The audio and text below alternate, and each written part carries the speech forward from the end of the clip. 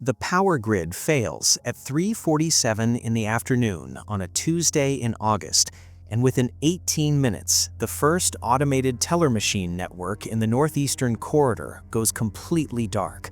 Within 90 minutes, point-of-sale terminals across 6 states stop processing transactions entirely.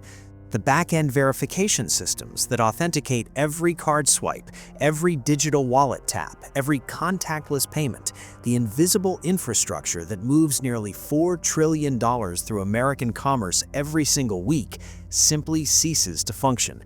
And in that moment, as the realization spreads through checkout lines and gas station pumps and pharmacy counters, millions of people discover simultaneously that the purchasing power they believed they possessed exists only as electrical signals moving through networks that have just stopped moving. The cash in their wallets remains viable, the plastic cards in their pockets have become worthless rectangles, and the sophisticated monetary system that appeared permanent and unshakable reveals itself as something far more fragile than anyone wanted to acknowledge. This scenario isn't theoretical speculation or disaster fantasy. It represents a category of systemic failure that emergency management professionals and infrastructure resilience analysts have documented repeatedly across multiple countries and contexts over the past 4 decades. When regional power failures cascade into payment network collapses, when telecommunications infrastructure degrades beyond the point where transaction verification can occur, when banking systems experience the kind of technical failures that sever the connection between digital account balances and actual purchasing capability, entire economies revert almost instantly to forms of exchange that predate electronic systems by thousands of years. The psychological shock people experience during these transitions isn't simply about inconvenience.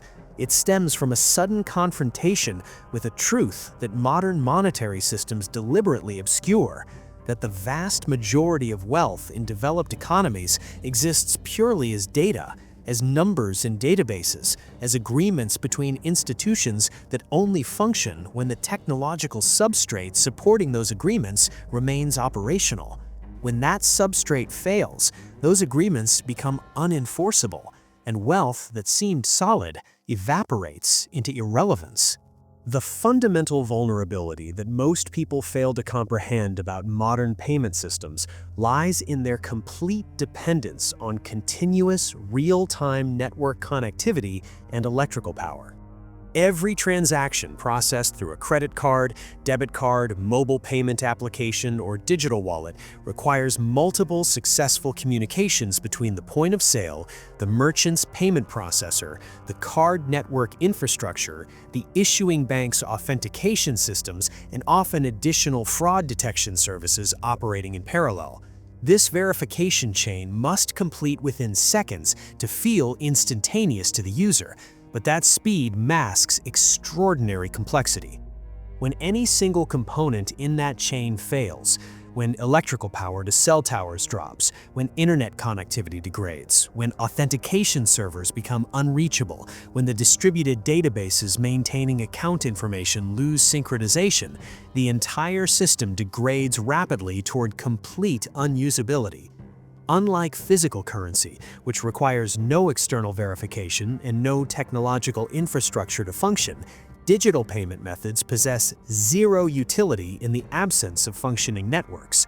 A credit card with a $50,000 limit becomes informationally identical to an expired grocery store loyalty card when the systems that can verify that limit go offline. The historical evidence for this pattern appears with disturbing consistency across documented infrastructure failures. During the 2003 Northeast blackout that left 50 million people without power across 8 American states and 2 Canadian provinces, electronic payment systems failed almost immediately, while physical currency continued functioning throughout the outage. Gas stations that normally processed 90% of transactions electronically could only serve customers who possessed actual cash, leading to rapid depletion of physical currency from affected areas, as people who rarely carried significant cash amounts discovered their digital wealth had become inaccessible. The same dynamic repeated during Hurricane Sandy in 2012, when widespread power failures across the Mid-Atlantic region rendered ATM networks and card processing systems inoperable for days in heavily affected areas. Merchants who maintained cash-only operations during the outage could continue trading. Those who had transitioned entirely to electronic payment systems, a growing trend even then, had no functional method for conducting transactions, regardless of how much inventory they possessed or how desperately customers needed their goods. The social tension this created wasn't about a temporary inconvenience. It revealed a structural fragility in the economic system that most people, during normal conditions, never have reason to contemplate. What makes this vulnerability particularly dangerous is the increasing elimination of physical currency from developed economies through deliberate policy choices and technological momentum. Sweden provides the most extreme example of this transition, with physical cash accounting for less than 2% of the total money supply, and many banks no longer handling cash transactions at all. This shift gets promoted as modernization, as increased efficiency, as crime reduction, as pandemic hygiene. But from a resilience perspective, it represents the systematic removal of the backup system, the elimination of the redundancy that allows economic activity to continue when primary systems fail. When an economy operates primarily on physical currency, electrical grid failures create hardship but don't immediately paralyze all commerce. When an economy operates primarily on digital transactions, the same failures can halt economic activity almost instantly because no alternative transaction medium exists in sufficient quantity or distribution to maintain basic exchange. The people promoting this transition rarely acknowledge this trade-off explicitly, because doing so would require admitting that they're advocating for a less resilient system, one more vulnerable to cascading failures, in exchange for conveniences that seem compelling during normal conditions but become catastrophically inadequate during abnormal ones. The mechanics of why cash maintains utility during system failures while cards become worthless relates directly to the difference between bearer instruments and account-based money. Physical currency functions as a bearer instrument, meaning whoever physically possesses it can use it for transactions without requiring permission, verification, or communication with any third party. A $20 bill represents completed, settled value transfer that already occurred when that bill was initially obtained. Using it for a subsequent purchase requires no additional verification of identity, no checking of account balances, no network communication of any kind. The transaction completes through simple physical transfer, and both parties can immediately verify the transaction's completion through direct observation. This makes cash transactions remarkably robust against technological failures, infrastructure disruptions, and institutional collapses. The currency continues functioning as long as both parties accept it, regardless of what's happening to banking systems, electrical grids, or government institutions. In contrast, card-based and digital payments represent claims on account balances rather than direct possession of negotiable instruments. Using them requires successfully communicating with remote systems that can verify those claims, authenticate identity, confirm sufficient balance, and record the transaction. When those remote systems become unreachable, the cards retain no intrinsic utility because they possess no value themselves. They're merely keys to access value stored elsewhere, and when the locks they're meant to open can't be reached, they become non-functional. This distinction becomes operationally critical during any scenario where infrastructure degrades.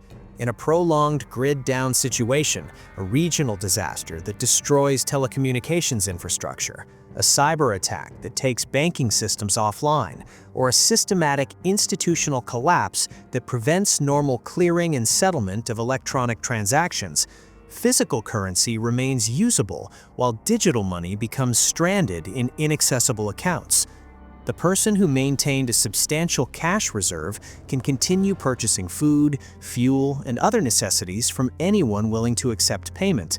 The person who kept all wealth in bank accounts, accessible only through ATM cards and online banking platforms, possesses theoretical wealth that has become practically unreachable. This creates severe asymmetries in purchasing power that have nothing to do with total wealth and everything to do with the form in which that wealth is held. During the 1998 ice storm that devastated eastern Canada and parts of the northeastern United States, leaving millions without power for weeks, this asymmetry created immediate stratification between those who could continue economic activity and those who effectively became economically paralyzed despite having substantial account balances they simply couldn't access.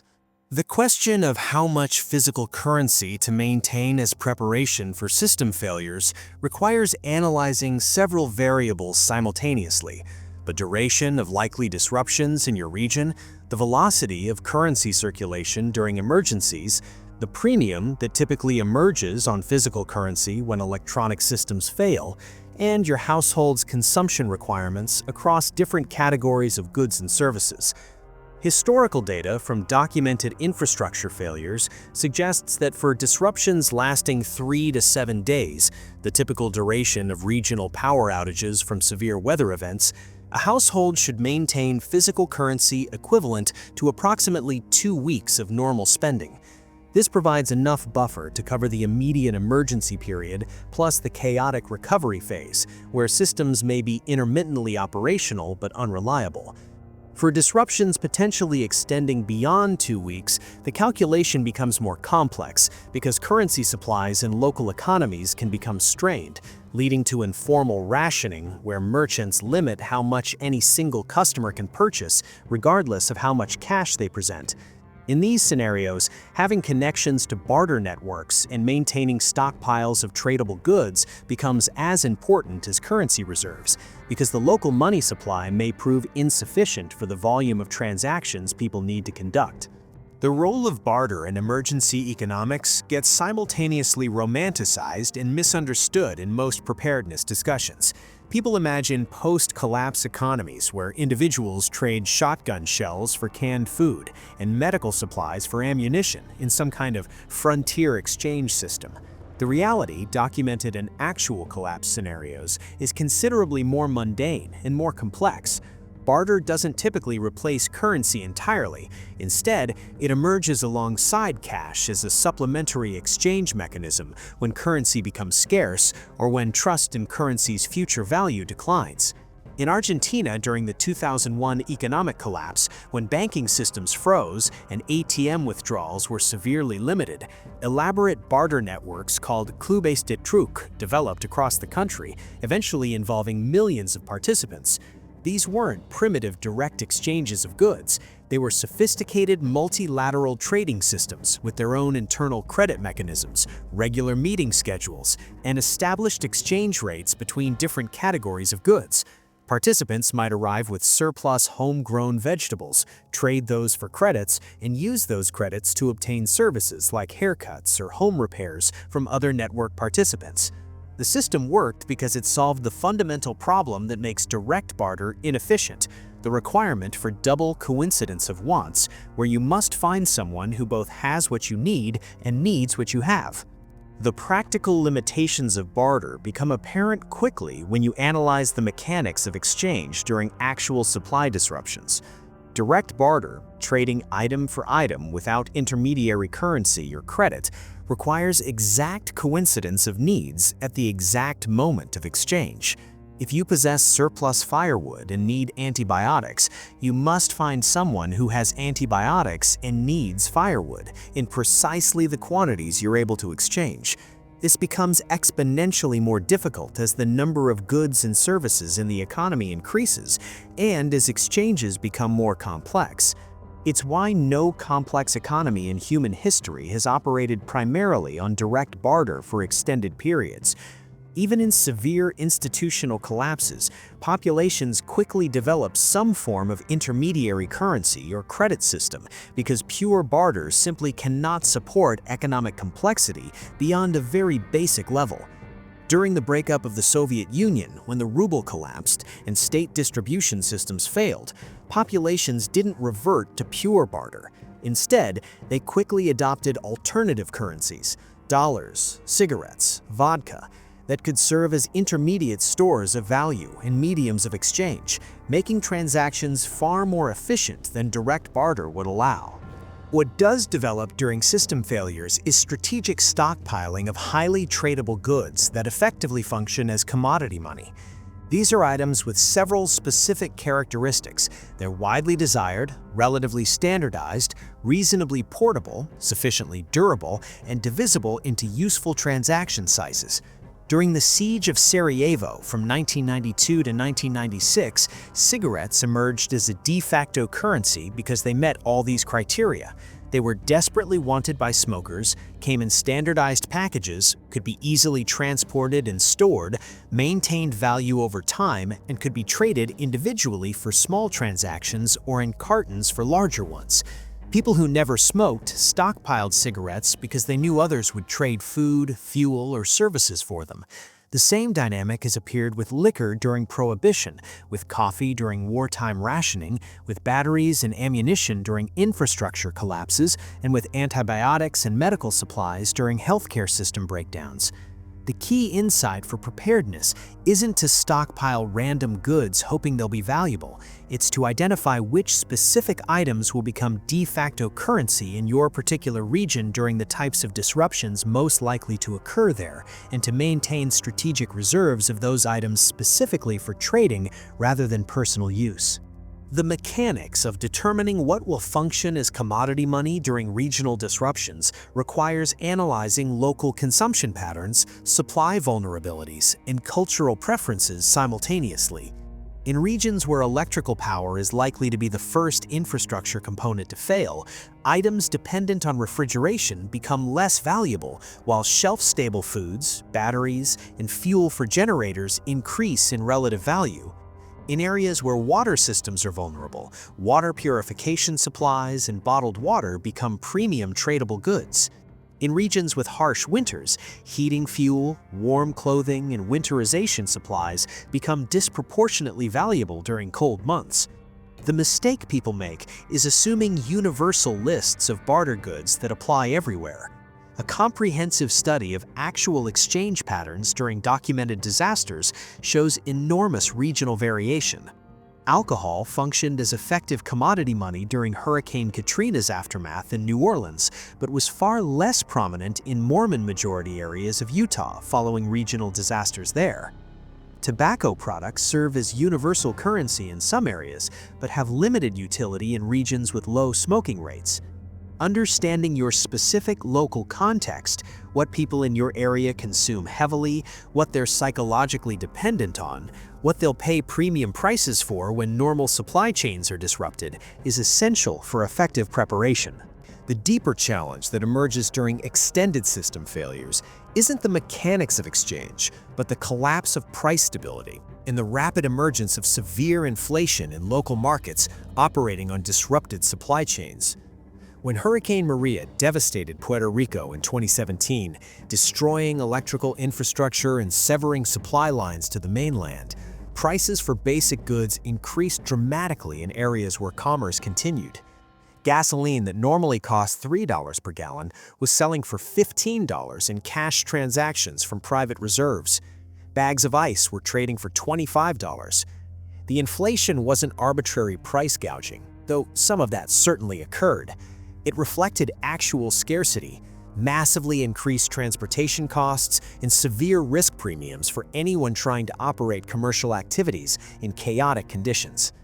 The critical implication for preparedness is that currency reserves need to account not just for normal prices, but for emergency inflation multiples that can reach 3 to 5 times normal levels for critical goods during the acute phase of regional disasters.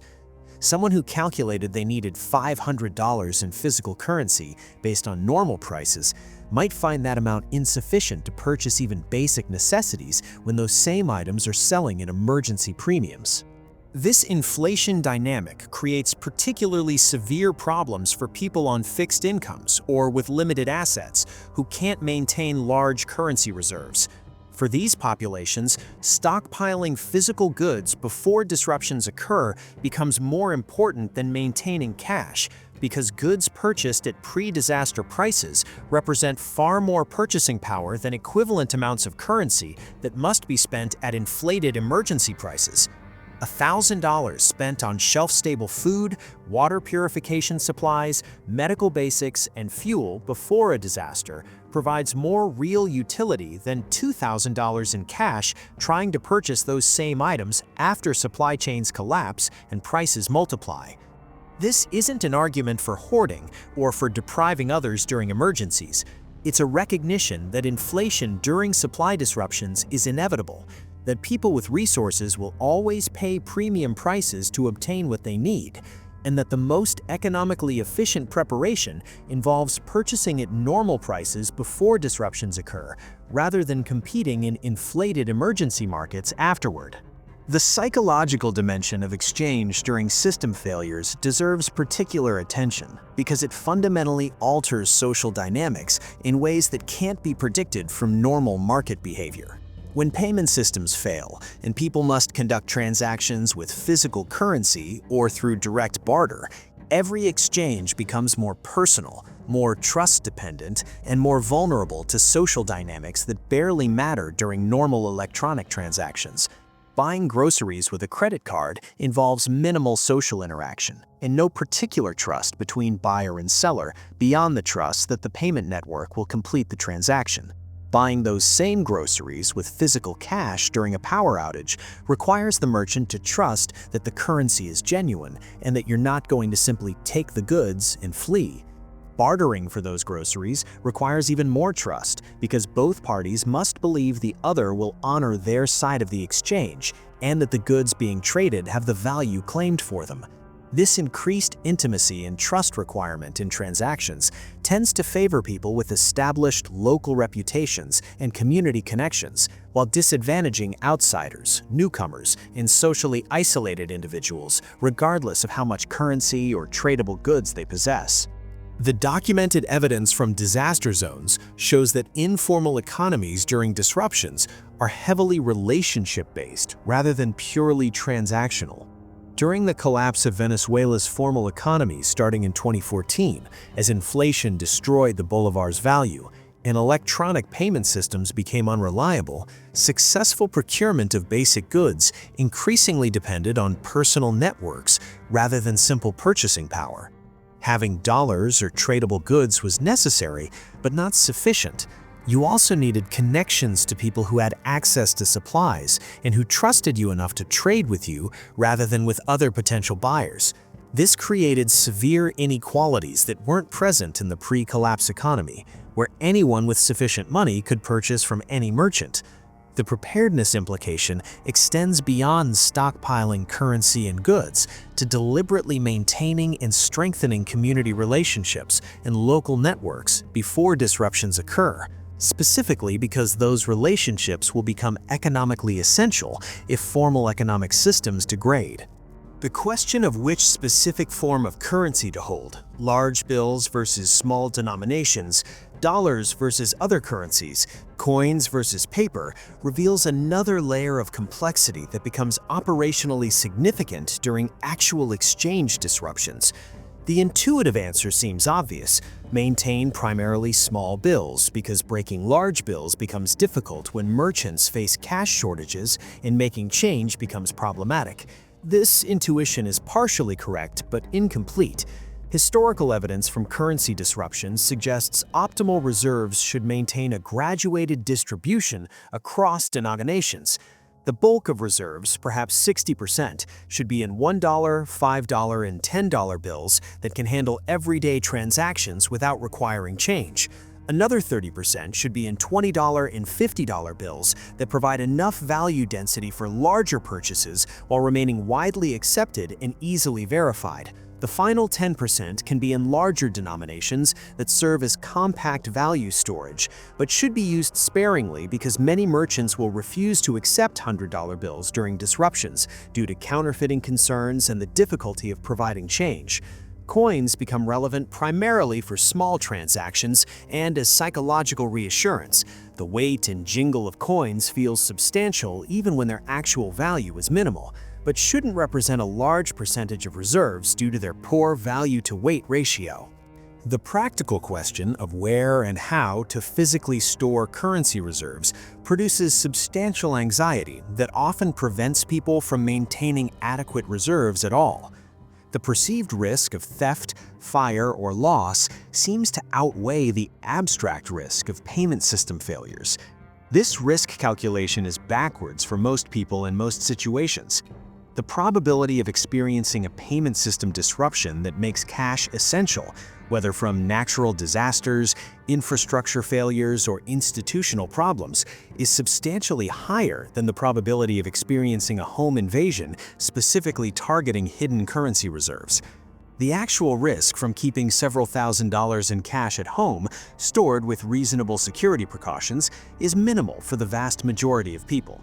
Simple measures like fireproof document safes, inconspicuous hiding locations, and distribution of reserves across multiple caches provide adequate protection for most scenarios while maintaining immediate accessibility if emergency needs arise. The more sophisticated approach involves maintaining reserves in multiple tiers: immediately accessible currency for acute emergencies, more securely stored larger reserves for extended disruptions, and potentially off-site reserves with trusted family or friends as backup against site-specific disasters. The ultimate failure mode that preparedness must account for isn't temporary payment system disruptions that resolve within days or weeks. It's systematic institutional collapse, where faith in currency itself breaks down, and no amount of physical cash maintains utility because the issuing authority's credibility has evaporated completely. This scenario is rare in stable, developed economies, but has occurred repeatedly in various countries over the past century. When the Weimar Republic's currency collapsed in 1923, people discovered that possessing vast quantities of paper marks was worthless because the currency had lost essentially all purchasing power. When Zimbabwe's dollar collapsed in the late 2000s, the government eventually issued $100 trillion notes that couldn't purchase a loaf of bread. In both cases, populations abandoned the official currency entirely and began conducting transactions in foreign currency, precious metals, or pure barter. The preparedness question this raises is whether and how to prepare for scenarios where currency itself becomes worthless, not just temporarily inaccessible. The answer depends entirely on your assessment of institutional stability and your risk tolerance for extremely low probability but catastrophically high impact scenarios. For most people in reasonably stable countries, preparing for complete currency collapse represents excessive preparation for highly unlikely scenarios while neglecting more probable risks. The far more relevant threats are temporary payment system disruptions from infrastructure failures, regional disasters that sever communication networks, or short-term institutional problems that freeze banking systems for days or weeks. These scenarios occur with meaningful frequency across developed economies and justify maintaining physical currency reserves equivalent to several weeks of normal spending, plus strategic stockpiles of tradable goods that can supplement cash transactions. Moving beyond this into preparation for total currency collapse requires making much more aggressive assumptions about institutional fragility that may or may not be warranted depending on your specific national and regional context. The error to avoid is preparing extensively for dramatic total collapse scenarios while remaining unprepared for mundane but far more likely temporary system disruptions that create immediate practical hardship, even though they don't represent existential economic threats. What becomes evident when examining the full spectrum of payment system vulnerabilities is that resilient preparation requires maintaining purchasing power across multiple forms simultaneously, rather than concentrating entirely in any single medium. Digital money in bank accounts provides convenience, security from physical theft, and integration with normal economic systems during stable conditions. Physical currency provides immediate access and functionality during infrastructure disruptions without requiring any external systems. Tradable goods provide exchange capability when currency becomes scarce and function as inflation hedges when prices multiply during supply disruptions. Each form has distinct failure modes and distinct advantages under different conditions. The resilient approach maintains meaningful reserves in all three categories, rather than optimizing entirely for normal conditions or entirely for collapse scenarios. This distributed preparation acknowledges that the future is uncertain, that different types of disruptions require different response capabilities, and that flexibility across multiple exchange mediums provides far more robust preparation than concentration in any single form of wealth. The pattern that emerges across all documented cases of payment system disruptions is that populations adapt quickly to whatever exchange mechanisms remain functional, but the transition period creates severe hardship for those caught unprepared.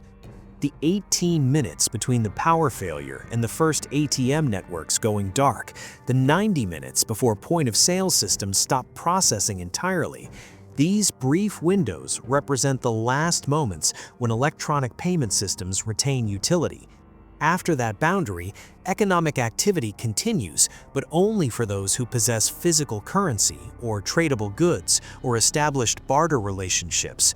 Everyone else becomes economically paralyzed, despite potentially having substantial wealth, because that wealth exists in forms that have suddenly become inaccessible. The preparedness imperative isn't about paranoid hoarding or extreme survivalist stockpiling.